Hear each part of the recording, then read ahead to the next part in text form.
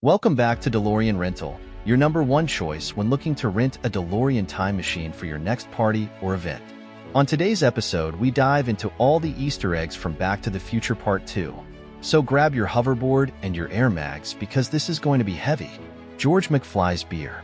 I have your car towed all the way to your house, and all you got for me is light beer, remarks Biff at the beginning of the film. At the film's end, look in the garbage can while Doc is rummaging and notice the regular beers. Nice character development. The Hill Valley welcome sign. Signs are always fun Easter egg hunts. Picking up from Back to the Future's res-hot ending with Elizabeth Shue in her role as Jennifer, Doc takes her and Marty to the year 2015 to deal with something disastrous happening to Marty McFly Jr. entering the flying car highway of the future. There's a floating sign welcoming visitors to Hill Valley. Notice Goldie Wilson Jr. carrying on his father's legacy as mayor. See the typical surrounding emblems for Kiwanis Lions Club, the Neighborhood Watch Program, and so forth. And the greatest one, please fly safely. Ejection seats save lives. Do they, though? Jaws 19 director. Marquees are always a good Easter egg spot in Back to the Future. Notice that Max Spielberg, Steven Spielberg's real son, is Jaws 19's director. Another funny thing to spot on the marquee is that for Jaws 19, this time, it's really personal. Back to the Future, Part 2 isn't exaggerating too much with predicting present-day sequelitis. It's still left to the imagination what Back to the Future 2's Jaws 19 would be like. Play I Spy at the antique shop window. The Gray Sports Almanac at the window is also surrounded by other little Easter eggs. A Roger Rabbit stuffed animal references Zemeckis Who Framed Roger Rabbit? That apparently talks. There's also Jaws and Jaws 2 in the left corner. At the top is the Dustbuster mentioned in the shop and a JFK head bust that could reference John F. Kennedy Drive in Hill Valley.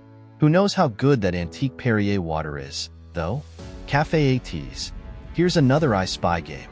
The Cafe 80s is full of Easter eggs, where Griff gets Marty heated for being called chicken. Which, of all insults, why is chicken Back to the Future's go-to insult? In the film, identify the Halloween masks on the wall, the LA Dodgers World Series t-shirt, the San Francisco 49ers Super Bowl poster, and the 80s television shows playing on the cafe's multiple screens. The scene also shows extras on stationary bikes to allude to the cafe formerly being a fitness club during Marty's era. There are a lot of references packed in this little cafe, from the walls to the menu items. And that little boy in the red shirt. Elijah Wood's first film role. Yep, it's Elijah Wood. Of course, the filmmakers weren't intending this to be a wink-wink, nudge-nudge moment, but many fans like to point this out when watching Back to the Future, Part 2. Looking at Elijah Wood's movies, he reached superstardom with the Lord of the Rings trilogy and also starred in Eternal Sunshine of the Spotless Mind, Happy Feet, Sin City, and many others. It's appropriate that his impressive movie resume starts with one of the most popular trilogies of the last generation. Chicago Cubs win World Series. Alright, if Elijah Wood is going on this list, then so are the Chicago Cubs. Again, clearly, the filmmakers weren't intending for this to be a reference. However, it's still pretty fun to see that Back to the Future. Part 2 was only off by a year with this prediction. This scene is Marty's catalyst getting the Gray Sports Almanac. Doc's shirt becomes his bandana. It's a really difficult reference to find and might have gone unnoticed if Bob Gale didn't mention it himself.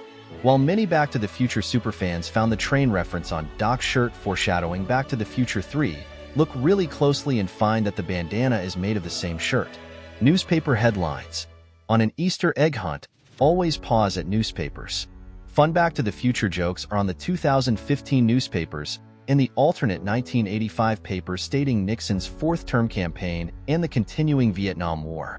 Looking at this paper here, bandits are running around hospitals cutting people's thumbs off. A man was killed by litter tossed out of a flying car. Madam President is tired of the same questions, and the princess is now Queen Diana. Oh, and Jaws 19 didn't do so hot. Who plays Marty McFly's daughter? Never mind how Back to the Future's Marty and Jennifer exist in two different times. Audiences in the 80s wanted to know who that Michael J. Fox lookalike playing his daughter was. Well, it's Michael J. Fox. Watch out RuPaul's Drag Race. The TV screens. With all the available ways to personalize our TV experience, From hundreds of cable channels in existence to the growing number of streaming platforms, seeing multiple TV screens at once is not usual. Unless we're like Marty Jr. and need to multitask with our shows. Look at the shows he watches and have fun seeing the references. Pizza product placement. Product placement is everywhere in Back to the Future. Pepsi, California Raisins, Black & Decker, the list goes on. Pizza Hut, however, has its name on the best-looking 5-second hydrated pizza ever. Clue to the past, Old Biff in the DeLorean. There's a lot of Back to the Future timelines to keep track of, but a clue to alternate 1985 is hidden in plain sight. Marty and Doc find the head of Old Biff's cane in the DeLorean. However, if viewers look at the time dashboard for the last time departed, it shows November 12, 1955, the day of the enchantment under the sea dance. However, it should say October 26, 1985, when Doc picked Marty and Jennifer up. Biff's tower was the clock tower. Every Back to the Future timeline shows the clock tower, with alternate 1985 being no exception. Notice that Biff turned it into a fire-spouting high-rise. About saving the clock tower, it looks like he nixed the clock altogether. Smoking required. In Evil alternate 1985, everything finds a way to be a little darker. Note the smoking required sign by Marty's head as he enters Biff's museum. Funnily enough, it doesn't look like the patrons already inside lit up. Marilyn Monroe and Jane Mansfield. Thomas F. Wilson's Back to the Future ad-lib, "Make like a tree and get outta here," is just one moment proving why he's genius for the role. It's golden moments like the way Biff ogles at his love interest Marilyn Monroe in the Biff Tannen documentary that makes Back to the Future Part 2 all the funnier. Just the previous shot also showed him elbowing with Jane Mansfield. Marty got past security. "How'd you get past my security downstairs?" yells Biff to Marty when he interrupts the party. Marty, only there to get down to business about the Gray's Sports Almanac, doesn't bother to answer. It's a nice detail in the movie, however, foreshadowing the DeLorean twist. Marty probably got past security just by not going through the front. Well, there you have it. All the Easter eggs in Back to the Future Part 2. Did we miss any? If so, leave it in the comments below. Be sure and like and subscribe as well. Stay tuned for Part 3 Easter eggs in the coming days. We'll see you on the next episode, time travelers.